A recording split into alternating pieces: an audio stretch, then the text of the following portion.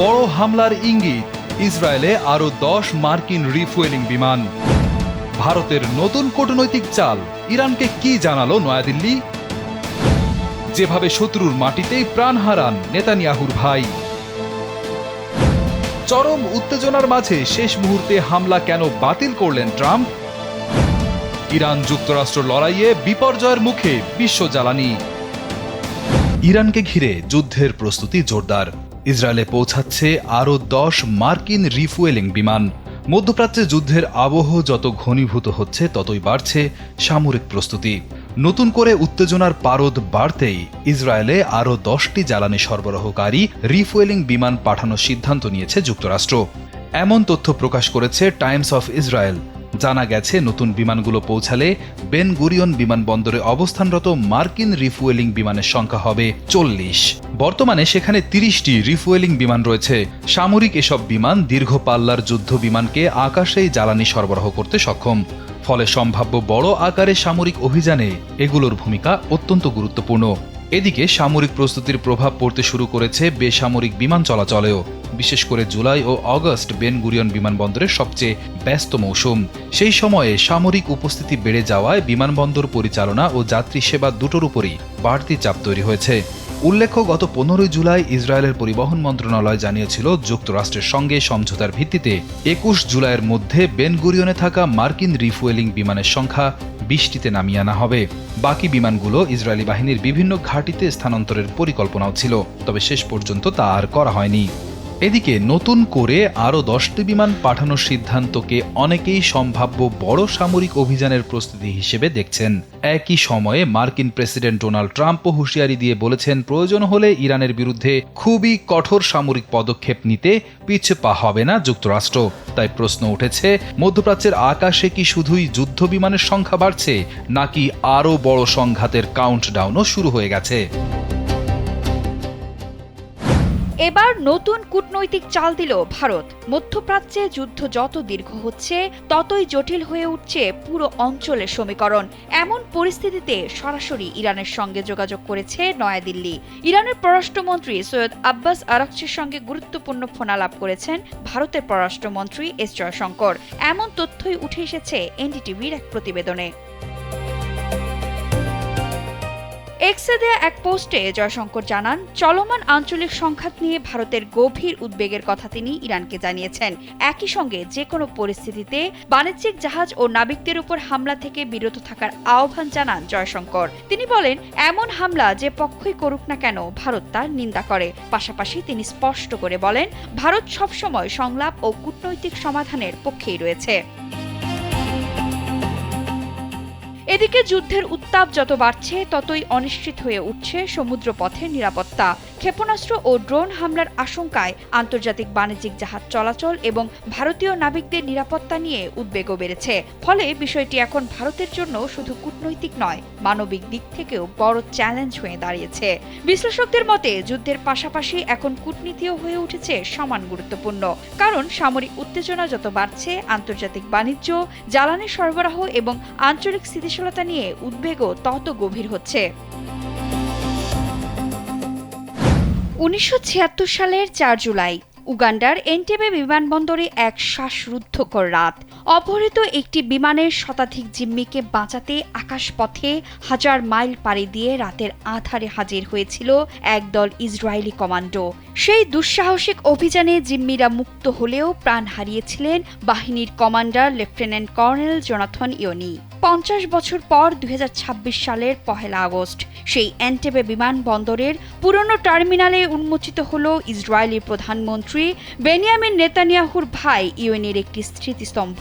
যে মাটি একদিন রক্তে রঞ্জিত হয়েছিল, এখন তার সাক্ষী হল উগান্ডা ও ইসরায়েলের মধ্যে গভীর নিরাপত্তা, অংশীদারিত্ব ও কূটনৈতিক পুনর্মিলনের। দ্য টাইমস অব ইসরায়েলের প্রতিবেদনে এমনটাই উঠে এসেছে। উগান্ডার chief of defence forces general Muhoozi Kainerugaba নেতৃত্বে এই ভাস্কর্য উন্মোচিত হয়। অনুষ্ঠানে তিনি বলেন, এই স্মৃতিস্তম্ভ কেবল একজন সাহসী সেনাকে স্মরণ করার জন্য নয়, বরং এটি বিপদ মোকাবেলায় অটুট সাহস এবং নিরপরাধ জীবন বাঁচানোর এক চিরস্থায়ী প্রতীক। সেই দিনে সেই ট্র্যাজেডিতে নিহত জিন জ্যাক মায়োমিনি সহ 4 জন জিম্মির কথাও তিনি গভীর শ্রদ্ধার সাথে স্মরণ করেন।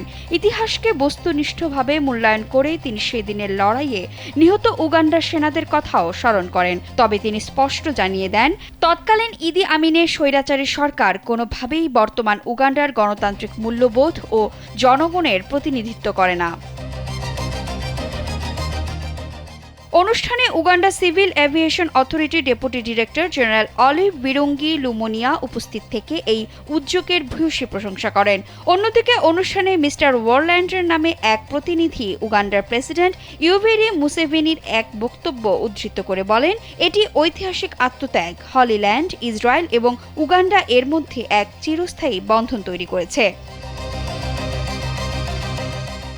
ইতিহাস কখনো কখনো নির্মম হলেও এন্টেবের এই স্মৃতিস্তম্ভ এখন একটি বড় বার্তা দিচ্ছে। সময়ের পরিক্রমায় চরম শত্রুতাও একদিন পারস্পরিক শ্রদ্ধা ও বন্ধুত্বের শক্ত ভিত হিসেবে আত্মপ্রকাশ করতে পারে। আলোচনায় অগ্রগতির দোহাই দিয়ে ইরানের ওপর পরিকল্পিত সামরিক হামলা থেকে সরে দাঁড়ালেন মার্কিন প্রেসিডেন্ট ডোনাল্ড ট্রাম্প। খবর সিএনএনের। সৌদি যুবরাজ মোহাম্মদ বিন সালমানের উদ্বেগের মুখে এই সিদ্ধান্ত এলেও দ্রুত একটি স্থায়ী চুক্তিতে পৌঁছানোর শর্ত দিয়েছেন তিনি। তবে থেমে নেই উত্তেজনা। ইরানের পররাষ্ট্রমন্ত্রী আব্বাস আরাকচি হুঁশিয়ারি দিয়ে বলেছেন, যে কোনো মার্কিন আগ্রাসনের কঠোর জবাব দেয়া হবে। এরই মধ্যে মধ্যপ্রাচ্যে অবস্থানরত মার্কিন নাগরিকদের অবিলম্বে এলাকা ছাড়ার সতর্কতা জারি করেছে মার্কিন পররাষ্ট্র দপ্তর। একই সাথে সংস্থাটি সম্ভাব্য ফ্লাইট বাতিল, সাময়িক আকাশপথ বন্ধ এবং যাতায়াত বিঘ্নিত হওয়ার জন্য প্রস্তুতি রাখতে সতর্ক করেছে। প্রশ্ন উঠেছে, এই আকস্মিক পদক্ষেপে কি যুদ্ধ এড়ানো সম্ভব হবে, নাকি এটি কেবল বড় সংঘাতের আগের এক সাময়িক বিরতি? যুক্তরাষ্ট্র নতুন কোনো সামরিক পদক্ষেপ নিলে মধ্যপ্রাচ্যের অন্যান্য দেশের জ্বালানি অবকাঠামোয় ধ্বংসযজ্ঞ চালানোর কঠোর হুঁশিয়ারি দিয়েছে ইরান। এমনটাই নিশ্চিত করেছে রয়টার্স। বৈশ্বিক জ্বালানি সরবরাহের প্রাণকেন্দ্র হরমুজ প্রণালী বন্ধ হয়ে যাওয়ায় এবং তেলের বাজার অস্থির হয়ে ওঠায় বিশ্ব অর্থনীতি এক চরম সংকটের মুখে পড়েছে।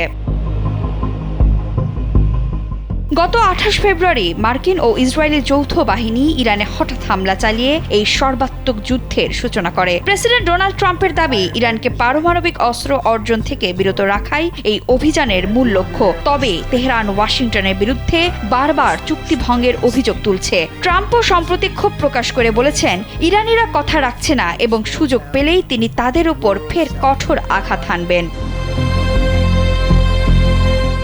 সাম্প্রতিক সময়ে পরিস্থিতি আরো ভয়াবহ মোড় নিয়েছে। কুয়েতের সেনাবাহিনী জানিয়েছে, কুয়েতের গুরুত্বপূর্ণ স্থাপনা লক্ষ্য করে পাঠানো বেশ কিছু শত্রুভাবাপন্ন ড্রোন ভূপাতিত করা হয়েছে। এছাড়া ইয়েমেনের সশস্ত্র গোষ্ঠী বাব এল মানদেব প্রণালীতে হুমকি বাড়িয়েছে এবং ওমান উপকূলে 2টি ট্যাঙ্কারের রহস্যজনক বিস্ফোরণের ঘটনা ঘটেছে। এদিকে ইরানের পররাষ্ট্রমন্ত্রী আরাকচি পাকিস্তান ও তুরস্ককে জানিয়েছেন, যে কোনো আগ্রাসনের কঠোর জবাব দেবে ইরান। পাশাপাশি তিনি যুক্তরাষ্ট্রের অস্থিতিশীল কর্মকাণ্ডের আঞ্চলিক ঝুঁকি নিয়ে আলোচনা করেন। এছাড়া সৌদি পররাষ্ট্রমন্ত্রীকে তিনি সতর্ক করে বলেন, যুক্তরাষ্ট্র ও ইসরায়েলের যে কোনো হামলায় আঞ্চলিক দেশগুলো অংশ নিলে তার আনুপাতিক জবাব দেয়া হবে। ইরানের সংবাদ মাধ্যম নূর নিউজ জানিয়েছে, মার্কিন হামলার জবাবে সৌদি আরব, সংযুক্ত আরব আমিরাতের তেল ক্ষেত্র এবং কাতার ও ইসরায়েলের গ্যাস ক্ষেত্রে হামলা চালানো হবে। ফলে পুরো অঞ্চল পুড়ে ছাই হয়ে যাবে। অন্যদিকে মার্কিন পররাষ্ট্রমন্ত্রী মার্কো রুবিও এবং জামাতা জ্যারেড কুশনার কূটনৈতিক সমাধানের চেষ্টা চালিয়ে গেলেও ট্রাম্পের অনড় অবস্থান পরিস্থিতিকে আরও জটিল করে তুলেছে। সৌদি যুবরাজ মোহাম্মদ বিন সালমানও ট্রাম্পের সঙ্গে কথা বলে এই মার্কিন পরিকল্পনা নিয়ে গভীর উদ্বেগ প্রকাশ করেছেন। সৌদি আরব, কুয়েত এবং ওমান উপকূলে সামুদ্রিক ও বেসামরিক স্থাপনা ক্ষতিগ্রস্ত হলেও এখনো পর্যন্ত বড় ধরনের কোনো প্রাণহানির খবর পাওয়া যায়নি। তবে ড্রোন হামলার ধ্বংসাবশেষ এবং ক্ষেপণাস্ত্রের বিস্ফোরণে কুয়েতের বিভিন্ন সরকারি স্থাপনায় বস্তুগত ক্ষয়ক্ষতি হয়েছে। এই সংঘাতের জেরে জুলাই মাসে আন্তর্জাতিক বাজারে বেঞ্চমার্ক ব্রেন্ট অপরিশোধিত তেলের ভবিষ্যৎ মূল্য 24% বৃদ্ধি পেয়েছে। হরমুজ প্রণালী দিয়ে জাহাজ চলাচল প্রায় বন্ধ থাকায় বিশ্বজুড়ে জ্বালানি সংকট তীব্র আকার ধারণ করেছে, যা মার্কিন অর্থনীতির ওপরও বড় রাজনৈতিক চাপ সৃষ্টি করেছে।